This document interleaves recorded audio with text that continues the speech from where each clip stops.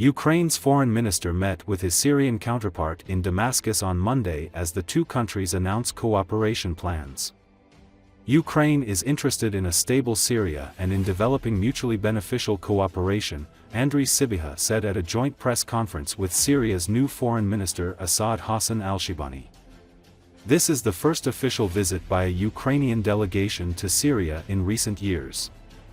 The visit comes days after Kiev announced the delivery of a large shipment of wheat flour to the country following the ouster of Bashar Assad, Russia's ally.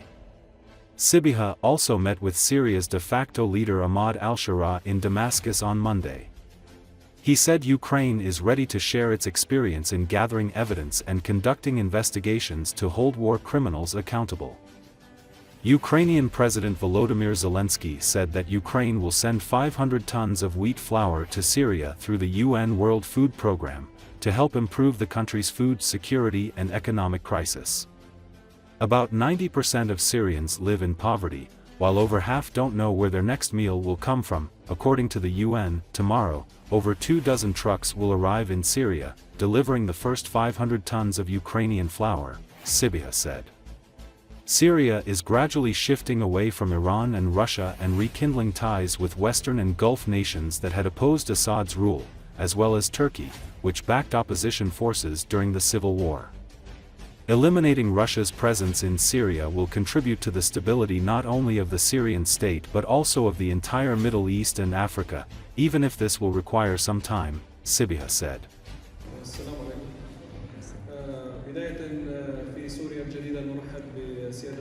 Я тут для того, щоб передати сирійському народові особисте послання від президента України Володимира Зеленського. وأنا هنا لأنقل رسالة من فخامة رئيس جمهورية أوكرانيا ومني شخصيا.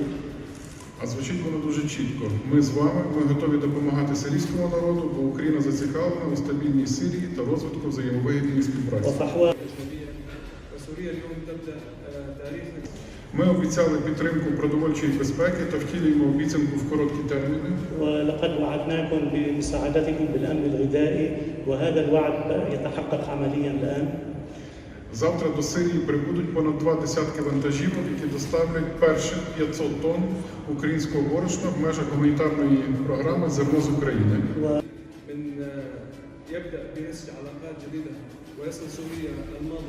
Російські та асадівські режими тому і підтримували одне одного, що їхня основа – це насильство та тортури.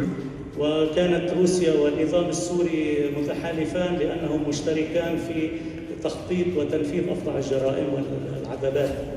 І ми переконані, що в стратегічній перспективі зведення на нівець російської присутності в Сирії сприятиме стабільності не лише сирійської держави, але й всього Близького Сходу та Африки, навіть якщо це займе якийсь час.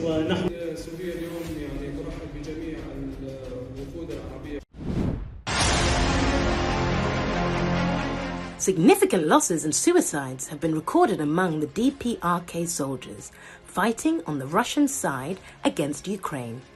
Ukrainian serviceman Kirill Savnov said, "Soldiers are killing themselves rather than surrendering to Ukrainian forces, probably out of fear of reprisals against their families in North Korea if they are captured," the fighter noted.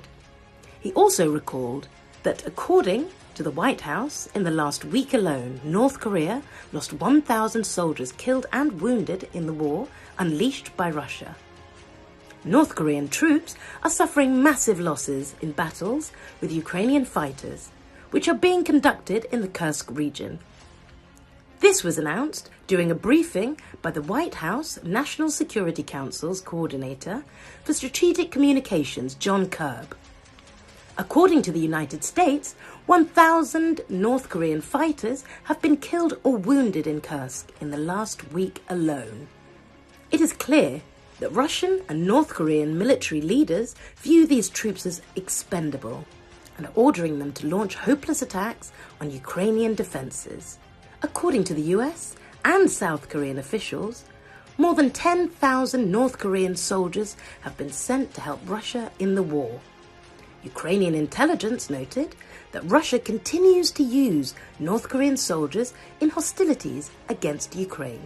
As a result, North Korean troops continue to suffer losses.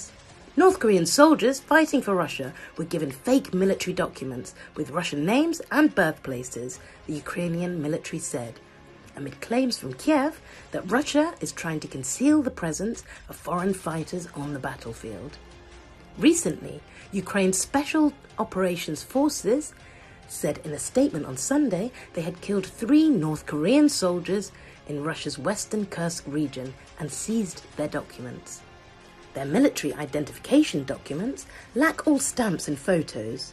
The patronymic names are given in the Russian manner, and the place of birth is signed as the Republic of Tuva, the statement said, referring to a Russian region in southern Siberia bordering Mongolia. But the signatures on the documents are in Korean, which indicates the real origin of these soldiers, the statement added. This case once again confirms that Russia is resorting to any means to hide its losses on the battlefield and conceal foreign presence, the statement said.